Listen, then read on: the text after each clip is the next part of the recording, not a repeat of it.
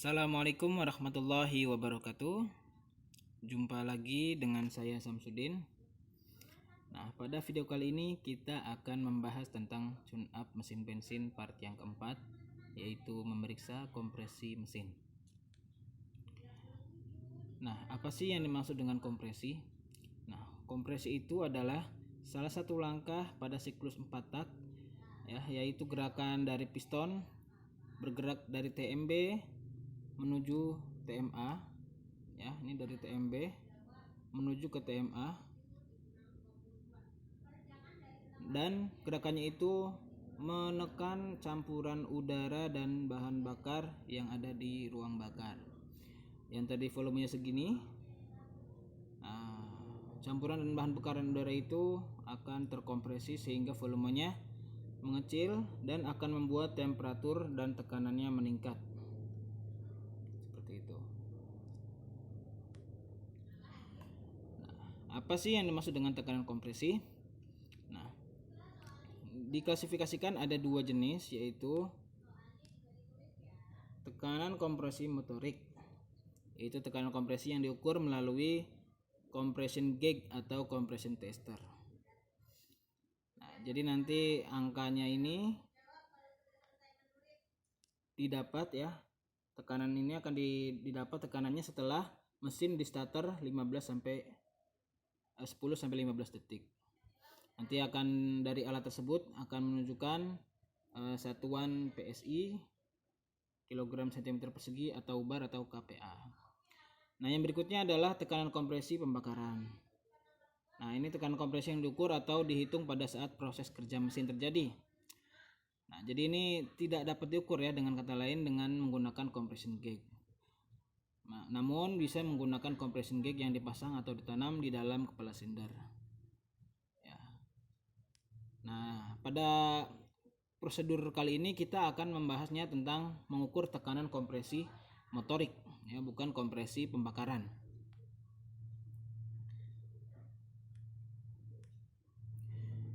Nah, apa sih yang dimaksud dengan perbandingan rasio atau rasio kompresi? Nah, perbandingan atau rasio kompresi itu adalah perbandingan antara nilai yang ditunjukkan dari volume kapasitas silinder mesin dengan volume langkah piston. Secara rumus ini ada di sini. PK itu adalah perbandingan kompresi. Jadi perbandingan antara volume langkah piston ditambah dengan volume ruang bakar atau volume kompresi dibagi dengan volume kompresi. Nah, semakin tinggi perbandingan kompresi pada mesin, maka tekanan hasil pembakaran juga akan meningkat. Nah, dengan peningkatan nilai kompresi ini, maka suatu kendaraan itu ada standar minimal RON yang standar RON bahan bakar yang bisa digunakan. Biasanya kompresinya tinggi, maka bahan bakar yang digunakan pun harus memakai nilai oktan yang lebih tinggi. Nah, mengapa sih mesin perlu diuji atau dicek tekanan kompresinya? Nah, tekanan kompresi itu di suatu mesin dapat menggambarkan kinerja dari mesin itu sendiri. Karena mesin itu harus bisa menghasilkan tekanan kompresi yang cukup untuk performa yang baik. Nah, kita akan mengetahui beberapa kondisi mesin jika dilakukan pemeriksaan kompresi mesin. Yang pertama, apakah tekanan kompresi ini masih sesuai dengan spesifikasi? Karena nilai tekanan kompresi itu ada spesifikasinya masing-masing. Dan juga kemungkinan terjadinya selisih antara tekanan kompresi pada silinder 1 atau yang lainnya itu apakah ada perbedaan. Nah, karena tekanan kompresi ini sangat erat dengan kesempurnaan proses pembakaran. Nah, ini adalah compression tester yang dimaksud untuk memeriksa kompresi mesin. Jadi prinsipnya ini seperti terdapat manometer ya. Ini manometernya. Yang di sini nanti yang akan menunjukkan skala tekanan, dan dia menggambarkan satuan bar, kPa, PSI atau kilogram per cm persegi. Nah, nanti dari hasil pembacaannya nanti akan dibandingkan dengan standar tekanan kompresi ya. Setiap mesin berbeda-beda ya. Tapi untuk kisarannya untuk mesin bensin itu adalah 9 sampai 14 dan untuk mesin diesel adalah 15 sampai 25. Nah, ini bagian-bagian dari compression tester. Di sini ada manometernya dan sekaligus skalanya. Ada jarum penunjuknya. Ya, di sini ada release button. Ini untuk membuang tekanan ya jika kita sudah melakukan pemeriksaan. Karena ketika sudah melakukan pemeriksaan maka ada udara atau tekanan yang masuk ke dalam alat ukur ini. Maka jika kita ingin mengukur kembali, untuk mengenolkan jarum kita harus menekan tombol ini. Nah, ini ada selang penghubungnya. Ya, jadi dari manometer ini ada terhubung ke selang penghubung. Kemudian nanti dudukannya ini akan masuk ke lubang busi.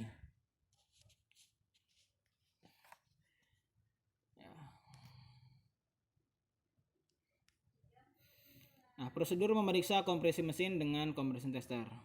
Ya, pastikan hand tool itu ada untuk berbagai kemungkinan pekerjaan, kemudian kunci busi untuk melepas busi, kemudian compression tester yang tadi sudah kita bahas, unit kendaraan yang akan diuji, kemudian cairan pembersih ruang bakar. Nah, langkah pertama untuk memeriksa kompresi mesin adalah kita nyalakan mesin terlebih dahulu sampai kerja mesin itu pada suhu yang normal ya, tidak terlalu panas ya atau tidak terlalu dingin. Nah, jika sudah masuk ke temperatur kerja maka mesin dimatikan. Ya, ini langkah keduanya. Nah, langkah yang ketiga adalah menghentikan kerja sistem bahan bakar. Jadi prinsip dari pengukuran kompresi mesin ini adalah kita hanya memeriksa tekanan motoriknya. Jadi kita hanya membutuhkan gerakan piston yang mendorong atau mengkompres udara dan bahan bakar. Jadi tidak perlu sampai mesin itu hidup. Ya, justru kita mencegah mesin itu agar tidak bisa hidup ya. Jadi kita buat mesin itu tidak dapat hidup. Karena kita hanya mengukur gerakan kompresinya saja, tidak perlu mesin itu sampai hidup.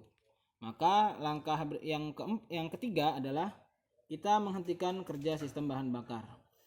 Nah, cara yang paling praktisnya adalah untuk mesin EV kita cukup melepas relay pompa bahan bakar. Nah, ketika relay pompa bahan bakar ini dilepas, maka pompa bahan bakar akan berhenti menyemprotkan bahan bakar ke sistem. Kemudian jika pada mesin konvensional kita bisa melepas selang pompa bensin mekaniknya sehingga tidak ada bensin yang terhisap masuk. Nah, langkah yang keempat adalah kita juga menghentikan kerja dari sistem pengapian. Nah, cara praktisnya adalah lepaskan sambungan. Ya, kita lepaskan sambungan koil, ya, sambungan listrik dari koil. Nah, sehingga ketika sambungan listrik pada koil ini diputuskan atau dilepaskan ya, tidak akan menimbulkan api pada busi walaupun mesinnya di start. Langkah yang kelima adalah kita lepaskan busi. Ya, ini kita bisa menggunakan kunci busi. Ya. Nah, kemudian ketika kita melepaskan busi, kita jangan menarik kabelnya ya. Jadi kita tidak boleh menarik kabelnya. Kemudian businya ini dilepaskan saja ya dari kabel businya. Langkah yang keenam, kita pasang compression tester pada lubang busi, ya. Jadi kita pasang pada lubang busi yang pertama, ya, silinder 1. Nah, perhitungan silinder 1 yaitu biasanya pada ciri-cirinya adalah pada yang mendekati tali kipas, ya, itu bagian depan mesin, ya. Jadi ini selangnya dipasang pada lubang busi. Berikutnya adalah langkah ke-7, meminta bantuan orang lain, asisten, untuk menyalakan atau meng-start mesin. Jadi pekerjaan ini tidak bisa dikerjakan hanya untuk satu orang saja, jadi perlu 2 orang. Orang pertama adalah yang mengoperasikan compression tester, dan orang yang kedua adalah yang men-start mesin dari bagian dalam mobil atau dari kabin mobil, ya. Nah, tugas yang asisten, ya, yang dari dalam kabin mobil ini adalah duduk di dalam kursi pengemudi, kemudian men-start mesin sambil menekan pedal gas sampai habis, ya, hingga tachometer pada instrumen dashboard harus menunjukkan putaran minimal 250 rpm. Nah, secara bersamaan ketika asisten men-start mesin, orang yang kedua, ya, sebagai mekanik yang mengoperasikan atau memegang alat, ya, memegang alat compression tester, mekanik tersebut melihat atau membaca hasil ukur dari compression tester tersebut, ya. Jarum pada pengukur kompresi akan naik, dan saat mencapai maksimum hentikan penyalaan mesin. Nanti diberikan perintah kepada asisten untuk stop, ya, cukup maksimal 15 detik. Nah, ketika sudah mencapai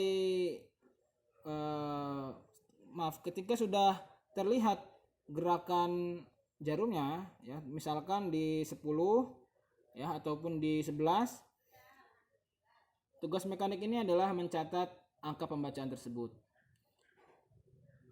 ya. Angka ini adalah angka kompresi maksimum pada silinder pertama. Kemudian lepas alat compression tester tersebut, lalu pasang pada silinder yang lainnya, ya. Lakukan pengujian yang prosedurnya sama seperti tadi, hanya saja dilakukan pada silinder nomor 2, silinder nomor 3, dan silinder nomor 4. Nah, tugas dari mekanik selanjutnya adalah menganalisa hasil pembacaan tersebut, ya. Nah, ini bagaimana cara menganalisa hasil pembacaan tes kompresi mesin. Nah, tekanan kompresi ini memiliki ambang batas, ya, ambang batas bawah dan atas, ya, baik pada mesin bensin dan pada mesin diesel. Nah, masalah yang timbul pada mesin dengan kompresi yang terlalu tinggi, ya, biasanya adalah mesin ngelitik, knocking, mesin cepat overheat, dan performa mesin turun. Ya, ini untuk mesin yang mengalami pembacaan hasil kompresi yang lebih tinggi daripada spesifikasi. Tentunya kita harus memperbaiki hal tersebut, ya, supaya mesin tidak knocking, tidak overheat, dan performanya juga tidak turun. Nah, kita juga harus bisa mengetahui apa sih penyebab mesin kompresi mesin itu tinggi. Nah, yang pertama adalah penumpukan kerak pada ruang bakar dan piston, head piston. Nah, hal ini, ya, penyebab yang pertama ini terjadi karena penumpukan kerak. Nah, penumpukan kerak ini mengakibatkan volume ruang bakar semakin mengecil. Nah, ketika semakin mengecil maka kompresinya akan meningkat. Nah, kompresi yang meningkat ini, ya, tadi yang akan membuat hal ini terjadi. Nah, penumpukan kerak ini memang karena pemakaian, tetapi juga bisa terjadi lebih cepat karena perawatan yang tidak maksimal, ya, seperti penggantian oli yang tidak teratur ataupun penggunaan oli yang tidak sesuai spesifikasi akan mengakibatkan penumpukan kerak ini lebih cepat terjadi, ya. Karena ketika oli tidak sesuai spesifikasi dan juga penggantiannya tidak teratur, maka akan terjadi keausan pada komponen-komponen mesin yang akan mengakibatkan kotoran atau kebocoran pada bagian dalam mesin.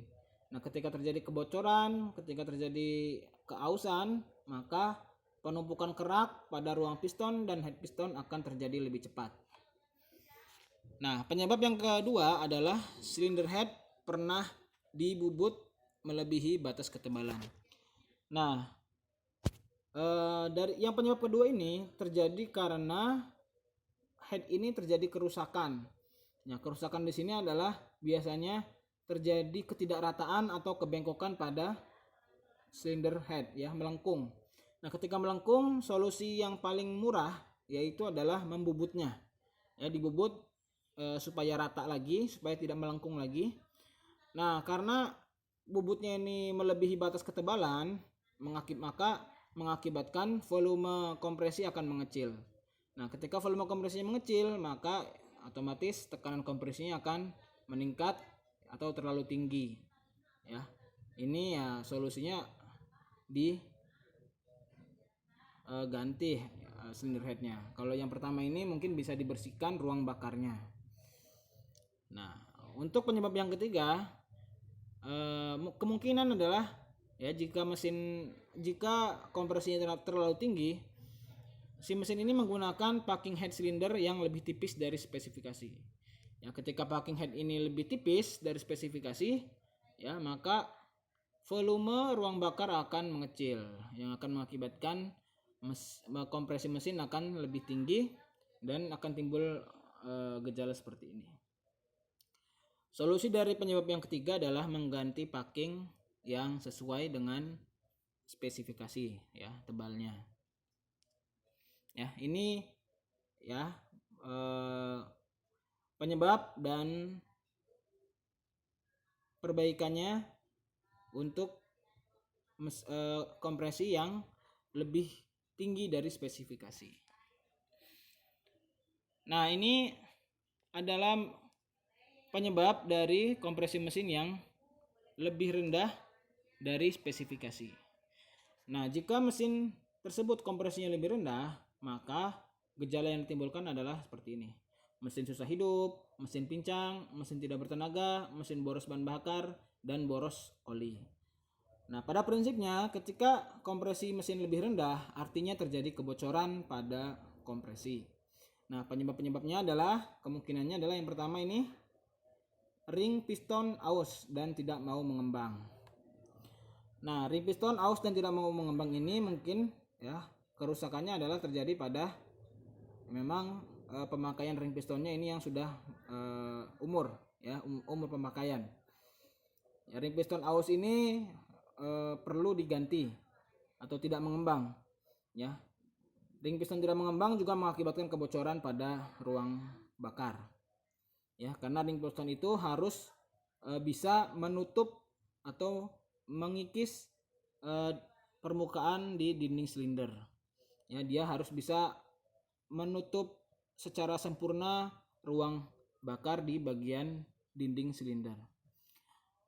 Nah, penyebab yang kedua dari mesin kompresi mesin rendah itu adalah dinding silinder blok yang aus. Nah, ini perlu diukur, ya, perlu di overhaul mesinnya. Kita ukur silinder blok ini apakah terjadi keausan. Ya, ini kita harus mempunyai buku manualnya. Diameter silinder blok ini berapa?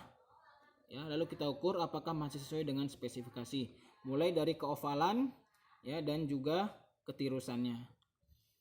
Kemudian penyebab yang ketiga adalah celah katup terlalu rapat. Nah, ketika celah katup ini terlalu rapat, ya, penyetelan tidak sesuai, maka cenderung katup ini kondisinya menutup tidak sempurna. Ya, karena rocker arm ini posisinya terlalu menekan. Ya, ketika katup ini cenderung terbuka, ya, tidak menutup rapat, maka kebocoran pada ruang bakar akan terjadi, maka kompresi mesin akan turun. Ya, akan rendah. Kemudian dudukan, ya, penyebab yang keempat, dudukan kepala katup dan katup aus.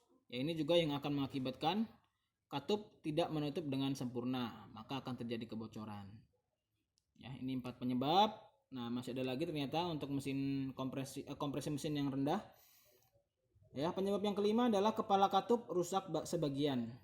Nah, ini perlu penggantian kepala katup, ya. Jadi hanya sebagian kepala katup saja. Kemudian kepala gasket silinder rusak, ya ini yang mengakibatkan kebocoran, ya, karena fungsi dari gasket ini adalah memampatkan, ya, atau merapatkan sambungan antara head silinder dengan blok silinder. Ketika gasket ini sudah rusak, maka akan memungkinkan terjadinya kebocoran. Kemudian penyebab yang ke nomor 7 adalah dudukan busi aus. Ini yang jarang terjadi sih, ya, tapi mungkin bisa terjadi pada mesin-mesin atau mobil-mobil yang sudah lama sekali, ya, karena sering penggantian busi, kemudian saat pemasangan dan pelepasan businya ini tidak benar, ya, miring pemasangannya, yang akan mengakibatkan ulir pada lubang busi ini akan aus, sehingga busi ini tidak dapat duduk atau terpasang dengan benar, yang akan mengakibatkan celah, ya, di antara lubang busi dan busi. Ini yang mengakibatkan juga bahaya lubang busi itu businya akan terdorong oleh kompresi. Ya, ini bahaya sekali. Nah, kalau misalkan perbaikannya untuk yang nomor 7 ini, ya, dudukan busi aus, mungkin bisa dibuat ulir baru, tapi ini juga agak susah, ya, perlu orang yang ahli, ya, yang biasa, ataupun cara mudah tapi mahal, ya, dia harus mengganti head cylinder. Kalau ini cukup ganti gasket, ini cukup ganti katup, ya. Kalau yang nomor 4 ini juga cukup ganti katup. Nomor 3 ini perlu di setel ulang katupnya. Nomor 2 ini perlu di boring lagi, ya, diperbaiki dinding silindernya. Kemudian yang ring piston ini hanya perlu diganti ring pistonnya, ya. Jadi kita bisa menganalisa perbaikan apa yang perlu dilakukan jika tekanan kompresinya terlalu rendah dan jika tekanan kompresinya terlalu tinggi dari penyebab-penyebab yang ada, ya. Itu analisa hasil pembacaan tes kompresi. Demikian pembelajaran kita hari ini, semoga dapat dipahami, dan juga jika ada pertanyaan silakan diajukan pertanyaan. Jika ada kesalahan mohon maaf sebanyak-banyaknya karena juga diri ini juga terbatas. Terima kasih sudah menyimak. Wassalamualaikum warahmatullahi wabarakatuh.